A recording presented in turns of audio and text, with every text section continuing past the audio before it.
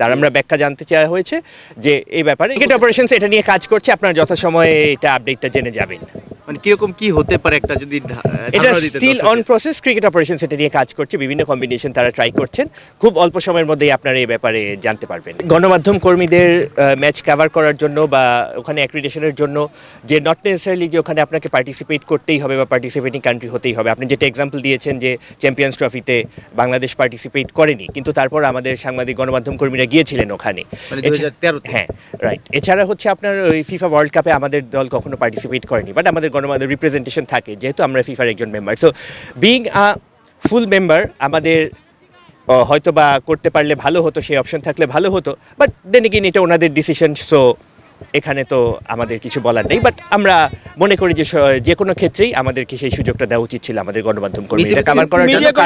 কারণ হচ্ছে আমরা কিন্তু থার্ড লার্জেস্ট ভিউয়ার্স যতগুলো আমাদের টেস্ট প্লেইং ফুল কান্ট্রি আছে আইসিসির 12টা মেম্বার মধ্যে আমরা থার্ড লার্জেস্ট ভিউয়ার্স। সো আমাদের দেশ না খেললেও কিন্তু বিশ্বকাপ কিন্তু হচ্ছে, এবং আমাদের গণমাধ্যম কর্মীরা হয়তো সেটা আমাদের দর্শকদের কাছে উপস্থাপন করতে পারত। আপনারা জানতে চেয়েছেন কিনা কোনো কিছু আইসিসির কাছে? এটা তো আপনারা জানেন যে গতকালকে এই সিদ্ধান্তটা এসেছে এবং তারপরে আমরা জানতে চেয়েছি।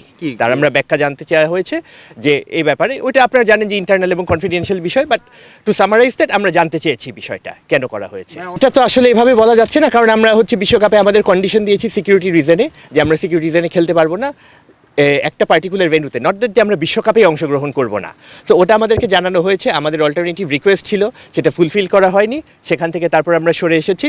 এর বাইরে আমার মনে হয় না আর অন্য কিছুর সাথে এটা লিঙ্ক করা ঠিক হবে। ভাই আরেকটা মানে কনক্রিট একটা নিউজ না, আসলে অনেক কিছু আসলে সোশ্যাল প্ল্যাটফর্মে এখন ছড়িয়ে যাচ্ছে। এম নাজমুল ইসলাম তাকে তো আসলে আপনারা ফিনান্স কমিটি থেকে সরিয়ে দিয়েছিলেন। এই ব্যাপারে এখনো লিখিত কিছু আসেনি। লিখিত কোনো কিছু না আসা পর্যন্ত আপনারা অফিসিয়ালি কনসিডার করবেন না। আচ্ছা, আর যদি ওই লিখিত আসে তখন প্লেয়ারদের সাথে বিষয়টা অন্যরকম হয়ে যাবে। সেটা যখন লিখিত আসবে, লিখিত না আসার আগ পর্যন্ত তো আসলে কোনো কিছু ফাইনাল না। যখন লিখিত আসবে তখন তো আপনারাই জানতে পারবেন। মানে অলরেডি বিভিন্ন জায়গায় ছড়িয়ে গেছে যে তিনি আবার ফিনান্স কমিটিতে ব্যাক করেছেন। গত বোর্ড মিটিংয়ে কি এরকম কোনো সিদ্ধান্ত হয়েছে কিনা?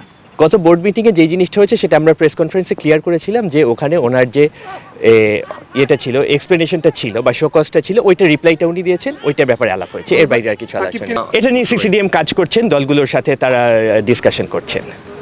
পসিবল ভালো কিছু আশা করবো আমাদের যেহেতু ডোমেস্টিক কাঠামো, আমি আগেও বলেছি যে আমাদের বাংলাদেশ ক্রিকেট এবং ক্রিকেট দল আমাদের সকলের, যত আমরা সংগঠক আছি, যত খেলোয়াড় আছি, যত দর্শক আছি, আমাদের সকলের। আমরা চাই আমাদের দল ভালো করুক, এবং দল ভালো করার জন্য আমাদের স্ট্রং ডোমেস্টিক স্ট্রাকচার দরকার যেখানে কম্পিটিটিভ ক্রিকেট হবে। আশা করবো সবাই এই বিষয়ে সহযোগিতা করবেন। ক্লাবগুলো হয়ে আসতে চায় না, তাদেরকে নিয়ে কিছু বলবেন কিনা?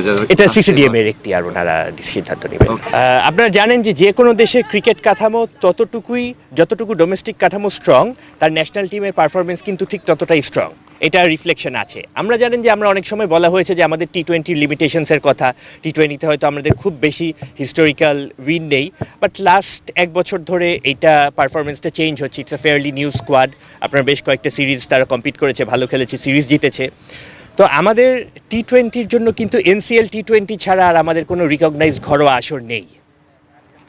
এর ফলে দেখা যায় যে এনসিএল টি-20তে যারা পারফর্ম করে তারাই বিপিএলে দল পায়। এর বাইরে খুব একটা নতুন প্লেয়ার উঠে আসে না বিপিএলের ড্রাফট বা অকশন সিস্টেমের জন্য। তো এবার যেই রিজনেই হোক না কেন, আমরা কিন্তু ফার্স্ট ডিভিশনাল ক্রিকেটার যারা আছেন, ফার্স্ট এবং সেকেন্ড ডিভিশনের যারা ক্রিকেটার, ওদেরকে আমরা সুযোগটা দিয়েছি। তো তারা এইখানে আমার মনে হয় যে এটা একটা প্ল্যাটফর্ম যেখানে তারা প্রুভ করতে পারবেন যে তাদের পোটেনশিয়াল বা তাদের পারফরমেন্সটা প্রুভ করে আমার মনে হয় যে সামনে এনসিএল এবং বিপিএলের জন্য ওরা কন্টেন্ডার হতে পারবেন। এটা একটা অপশন। কারণ আমাদের পার্শ্ববর্তী দেশগুলোতে ন্যাশনাল টি-20 হয়, এসএলসি টি-20 অর্গানাইজ করে, তারপরে বিজয় হাজারি ট্রফি হয়, ওখান থেকেই কিন্তু প্লেয়াররা পারফর্ম করে আসে। তো আশা করা যায় যে এখানে আমাদের প্লেয়াররা ভালো করবে এবং ভবিষ্যতে আমাদের ন্যাশনাল টিমের জন্য তারা স্টার হিসেবে বিবেচিত হবে।